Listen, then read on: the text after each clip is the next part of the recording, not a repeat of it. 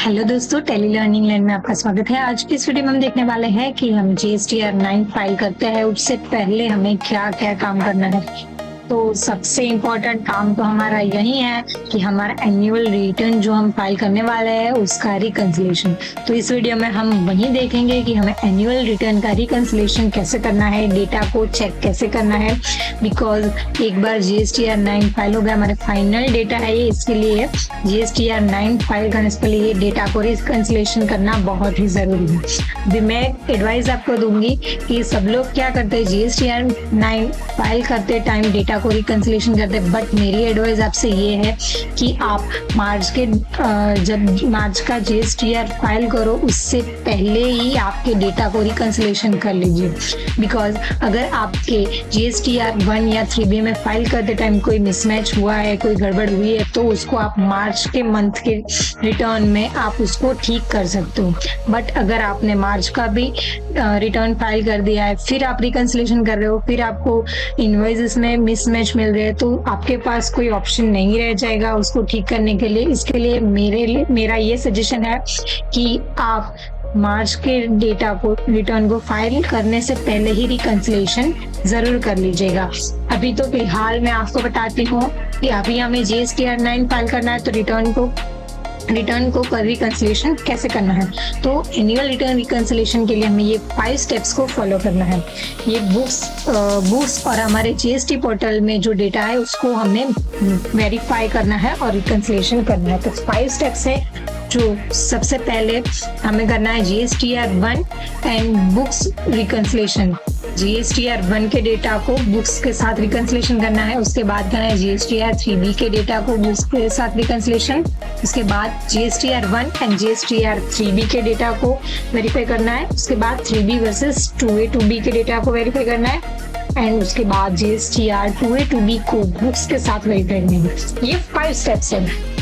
यहाँ पे जो 5 स्टेप्स बताए, मैं आपको ये नहीं कहूंगी कि ये स्टेप्स को आप 1 by 1 फॉलो करो, नहीं कर सकते। बिकॉज बहुत ही कंफ्यूजन होगा। 1 अगर आपका मैच हो जाएगा तो 4 नहीं होगा, 4 हो जाएगा 2 नहीं होगा, 2 हो जाएगा 5 नहीं होगा, कंफ्यूजन है। इसके लिए मैं आपको बहुत ही इजी तरीका बताती हूँ हमें रिकंसिलेशन कैसे करना है। बहुत से लोग अपने GSTR 9 के डेटा को रिकंसिलेशन करते हैं एक्सेल में, बट मैं आपको सजेस्ट करती हूँ आपको रिकंसिलेशन करना है तो Tally Prime is best option.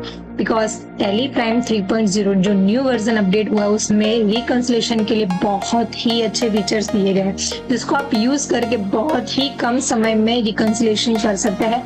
And आपको बिल वाइज डिटेल्स मिल जाएगी कि कौन सा बिल मिसमैच हुआ है, कौन सा बिल पोर्टल पे नहीं है, कौन सा बिल टैली में नहीं है, हमारे डेटा में नहीं है। वो सारी डिटेल्स आपको बिल वाइज यहाँ पे हमें मिल जाएगी। इसीलिए मैं आपको सजेस्ट कर रही हूँ कि आप टेली प्राइम यूज करके डेटा को रिकंसिलेट कीजिए। अगर आप एक्सेल यूज कर रहे हो, आप फॉर्मूला डाल के यूज कर रहे हो, वेल एंड गुड, अच्छी बात है, but Tally Prime is best option. आज की वीडियो में हम देखेंगे हमें टेली प्राइम को यूज करके रिकंसिलेशन कैसे करना है। मेरा सजेशन तो टेली प्राइम है, इसलिए मैं आपको उसी के बारे में बताऊंगी कि बहुत ही शॉर्टकट तरीका है, जल्दी रिकंसिलेशन हो जाएगा एंड जल्दी ही आपको आपके बिल्स मिल जाएंगे। तो हम वीडियो शुरू करते हैं और देखते हैं कि हमें रिकंसिलेशन कैसे करना है।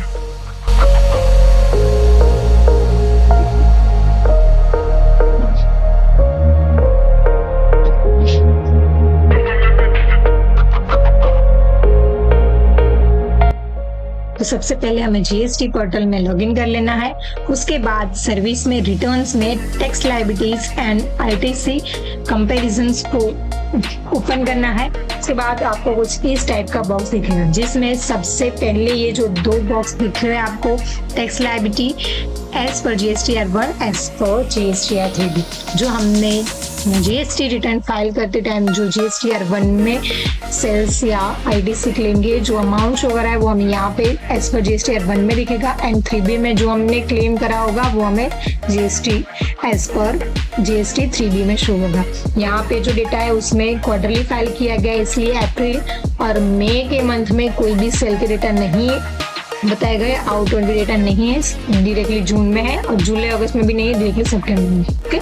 एंड 3B हमारा मंथली फाइल होता है, इसलिए मंथली यहाँ पे आपको डेटा शो हो रहा है। सबसे पहले अप्रैल की बात करें तो अप्रैल में यहाँ पे 00 इट मीन्स हमारा ट्रांजेक्शन कुछ भी नहीं हुआ, इसलिए हम 00 यहाँ पे बताया गया है।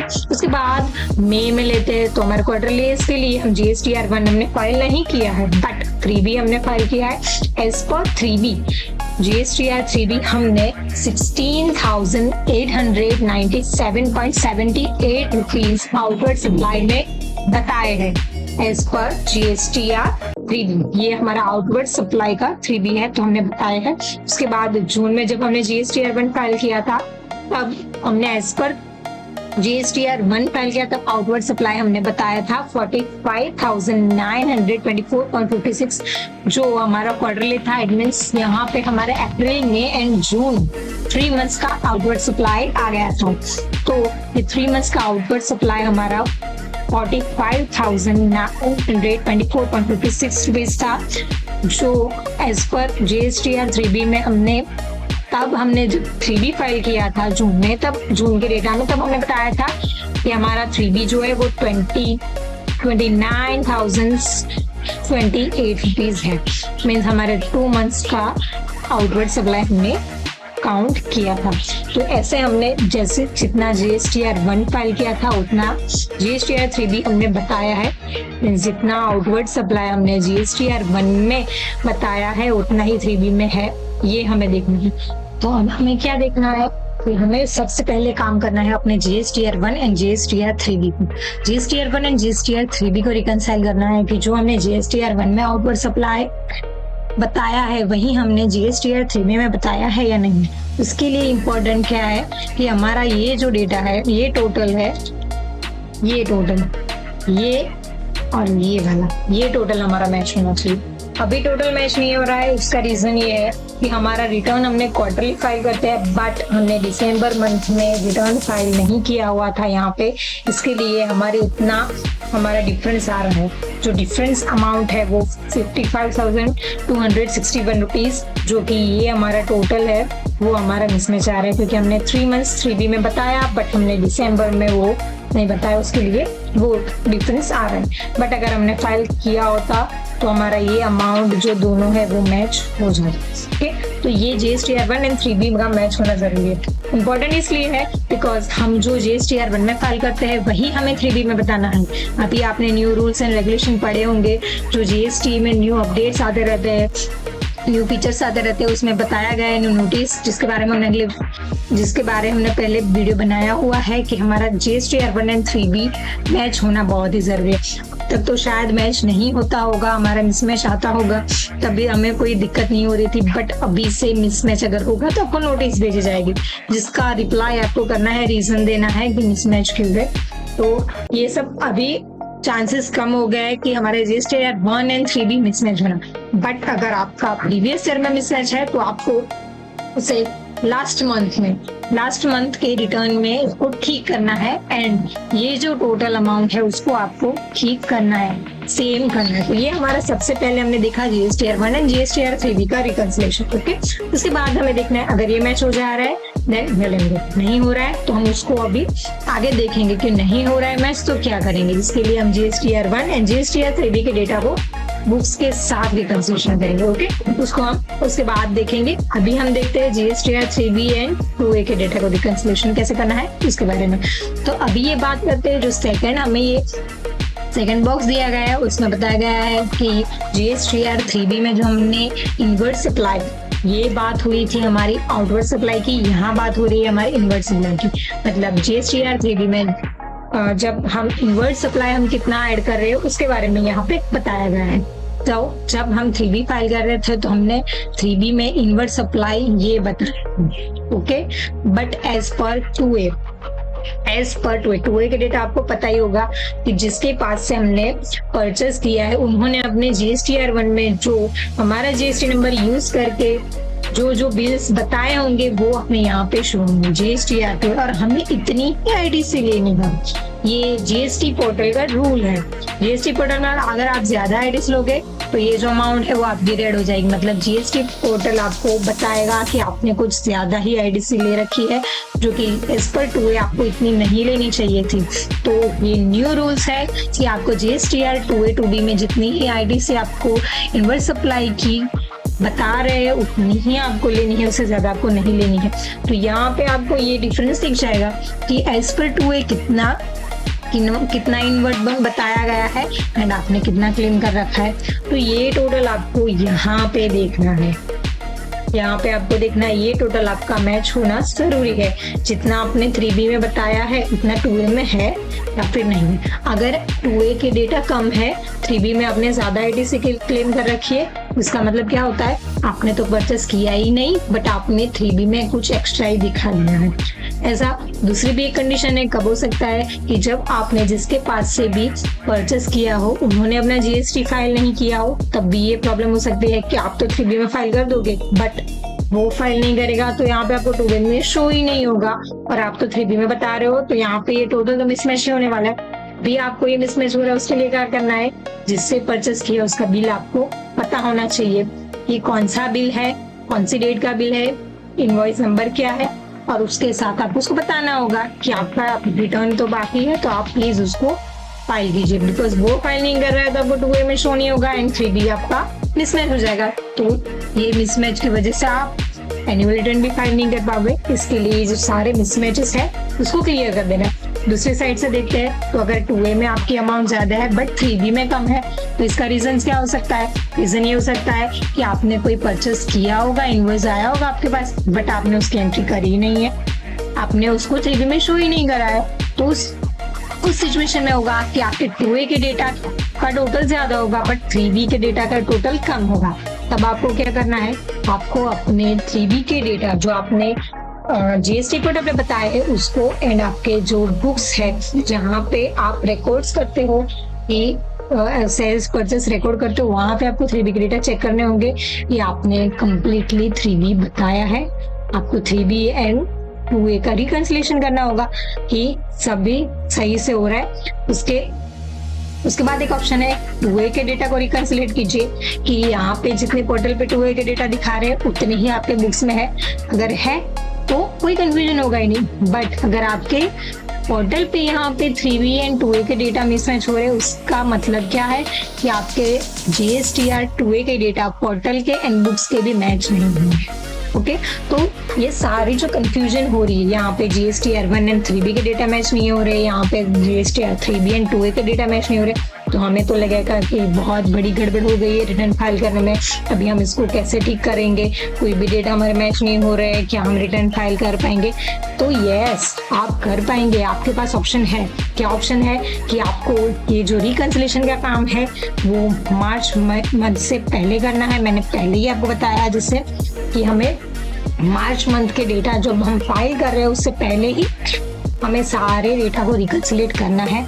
उसके बाद जब हमें कोई भी बिल का मिसमैच मिलेगा कि GSTR 1 में प्रॉब्लम है, 3B में प्रॉब्लम है, 2A में प्रॉब्लम है, तो हम उसको फाइंड करके उसका सॉल्यूशन हम करेंगे मार्च के डेटा में।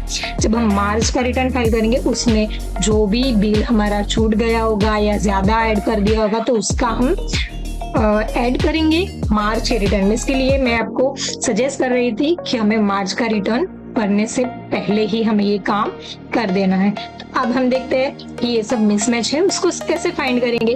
तो इसके लिए हमें करना होगा हमारे जो GST पोर्टल के डेटा है उसको हमारे बुक्स के साथ रिकंसिलेशन, जो हमने पोर्टल पे बताए हैं या फिर 2A 2B में जो पोर्टल में शो हो रहे हैं वो हमारे बुक्स के साथ मैच हो रहे हैं या नहीं हो रहे। ओके तो उसके लिए हमें क्या करना होगा, तो उसके लिए हमें सबसे पहले पोर्टल पे लॉगिन करना है। उसके बाद सर्विस में जाके रिटर्न्स में जाके रिटर्न सेल्स रिपोर्ट को ओपन करना है। उसके बाद हमें यहाँ पे फाइनेंशियल ईयर ऐड करना है, पीरियड ऐड करना है एंड सर्च में ओपन करके यहाँ पे जो GSTR 1 के डेटा है वो दिख रहे हैं, यहाँ पे प्रिपेयर ऑफलाइन पे क्लिक करेंगे एंड यहाँ से हम generate JSON file to download, यहाँ से हम क्लिक करके फाइल को डाउनलोड करेंगे। जैसे हमने GSTR 1 की फाइल को डाउनलोड किया वैसे ही हमें GSTR 2A की फाइल को एंड GSTR 2B की फाइल को यहाँ से हमें डाउनलोड कर लेना है। ओके तो ये 3 काम हमें पहले पोर्टल पे कर लेने हैं। इसके बाद जब हमने फाइल डाउनलोड कर ली है तो हम क्या करेंगे, तो हम ओपन करेंगे टैली। तो अब हम ओपन कर लेंगे टैली प्राइम 3.0। यहाँ पे हमें ऑप्शन दिया गया है रिकंसिलेशन का, जो यहाँ पे मैं बताती हूँ आपको कहाँ से ओपन करना है। तो सबसे पहले हम हमारे होम पेज है, यहाँ से हम जाएंगे डिस्प्ले यहाँ पे जीएसटी रिपोर्ट्स को ओपन करेंगे। यहाँ पे आप देखेंगे जीएसटी रिपोर्ट्स में तो आपको बहुत ही अच्छे अच्छे फीचर्स दिए गए हैं। जैसे यहाँ पे आप देखिए रिकंसिलेशन रिपोर्ट, जिसमें हम GSTR 1 रिकंसिलेशन कर सकते हैं, GSTR 2A रिकंसिलेशन कर सकते हैं, GSTR 2B रिकंसिलेशन कर सकते हैं। इट मीन्स जो डेटा अभी हमने डाउनलोड किए GSTR 1 के, वैसे ही हमें 2A 2B के डाउनलोड करने हैं एंड हमें यहाँ पे डायरेक्टली वो जेसन फाइल को ऐड कर देना है। जैसे ही हम जेसन फाइल को यहाँ पे इंपोर्ट करेंगे तो हमें बता देगा कि कौन से बिल है जो बुक्स में नहीं है और कौन से इनवॉइस है जो GST पोर्टल में हमने नहीं बताए हैं। ओके, तो ये सारे डेटा हमें यहाँ से रिकंसिलेशन में मिल जाएगा।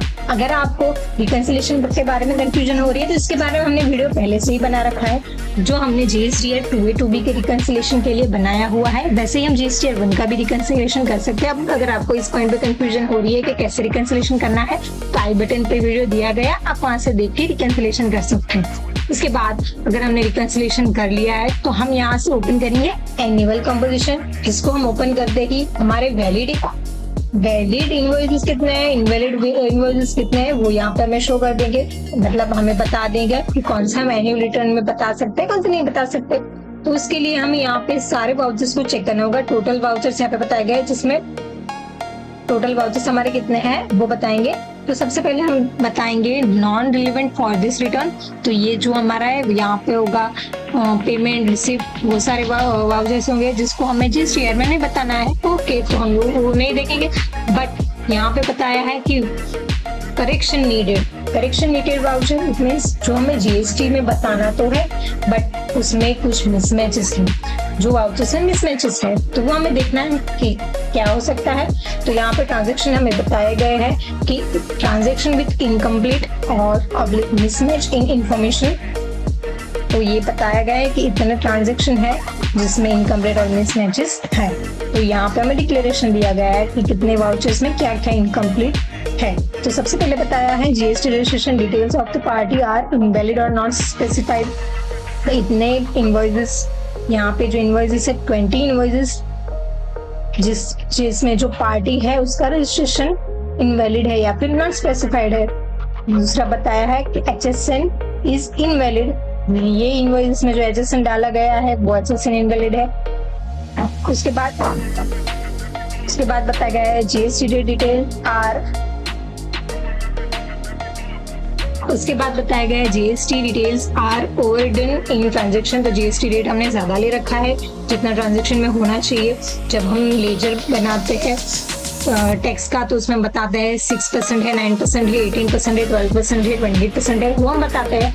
बट उसके हिसाब से काउंटिंग में हमने एंट्री करते टाइम गलत रेट डाल दिया है, तो वो भी हमें बता देगा कि यहाँ पे ट्रांजेक्शन में जो हमने GST रेट बताया है वो तो गलत है। तो ये सारे इनवॉइसेस हमें यहाँ पे दिख जाएंगे। उसके बाद है supplier debit credit note number is incorrect और नॉट स्पेसिफाइड।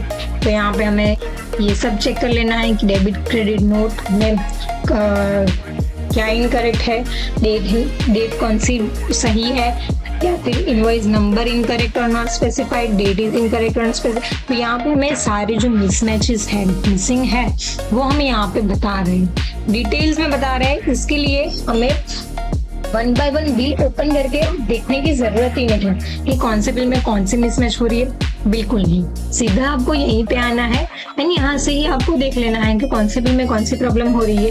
GST रेट सही नहीं आ रहा तो भी आपके वो वहाँ पोर्टल पे 3B2A जैसे मैंने बताया कि आपका मिसमैच हो सकता है, ये भी पॉइंट हो सकता है। तो आप यहाँ से डेटा को करेक्ट करके फिर आप चेक करिए, फिर आप रिकंसिलेट कीजिए कि आपके GSTR 1 के डेटा, 3B के डेटा या फिर 2A के डेटा में फिर भी कोई मिसमैच हो रहा है, तो वो आप यहाँ से अपने सारे वाउचर्स को ठीक करके देख सकते हैं। उसके बाद हमने बताया जैसे आपको GSTR 1 के डेटा को आपको यहाँ पे पोर्टल पे इंपोर्ट करना है। इंपोर्ट करने के बाद आपको मिल जाएगा कि कौन सा बिल छूट गया है। तो अगर छूट गया है तो आप उसको एंट्री करके मार्च के मंथ के रिटर्न में आप बता सकते हैं, तो वो आपका जो मिसमैच है वो सॉर्ट आउट हो जाएगा। उसके बाद अगर आपको पता चलेगा कि कोई ट्रांजेक्शन ऐसा हुआ है जिसकी एंट्री आपने तो कर रखी है बट जिससे आपने परचेस किया उसने नहीं की है, तो आप उसको इन्फॉर्म कर सकते हैं कि आपका GST फाइल करना बाकी है, आप फाइल कर सकते हो। तो हमारा पोर्टल में 2A के डेटा शो हो जाएंगे, तो वो भी हमारा मिसमैच है, वो ठीक हो जाएगा। तो हमारे पास बेस्ट ऑप्शन यहाँ पे दिया गया है कि हम टैली प्राइम 3.0 की मदद से GSTR 9 के डेटा को बहुत ही इजीली रिकंसिलेट कर सकते हैं। बहुत से ऑप्शन दिए गए हैं, जैसे यहाँ पे GSTR 1 reconciliation, 2A reconciliation, 3B reconciliation, चलन रिकंसिलेशन यहाँ पे दिया गया है। और उससे भी ज्यादा अच्छी बात है, यहाँ पे बहुत ही अच्छा फीचर्स है जो बताया गया है। यहाँ पे एनुअल कंपोजिशन, जिसमें हमारे जितने भी डेटा मिसमैचेस है उसको हम ठीक कर सकते हैं। तो ऐसे ही टैली प्राइम को यूज करके आप GSTR 9 को इजीली रिकंसिलेट कर सकते हैं। एक्सेल जो आप करना चाहते हैं वो भी आप कर सकते हैं, but tally prime is best option. सारा रिकंसिलेशन करने के बाद जब आप मार्च मंथ का रिटर्न फाइल करोगे तब आपके पोर्टल पर ये जो टोटल अमाउंट है वो सेम हो जाएगा, ओके, एंड ये टोटल अमाउंट भी सेम हो जाएगा। अब यहाँ पे GSTR 3B एंड 2A के टोटल में थोड़ा मिसमैचेस हो सकता है, वो चलता है, but GSTR 1 and GSTR 3B हमारा सेम होना जरूरी है। वीडियो अच्छी लगी हो तो लाइक कर दीजिए, और आपके कोई दोस्त को या फिर आपके क्लाइंट को या फिर आपको लगता है कि जो GSTR रिटर्न फाइल करने वाला है इन आएगा, उनको अभी ये वीडियो शेयर कर दीजिए। और ऐसे ही टैली के, GST के एंड टैक्स के अपडेट्स देखने के लिए अभी सब्सक्राइब कर दीजिए tally learning lab. Thank you for watching.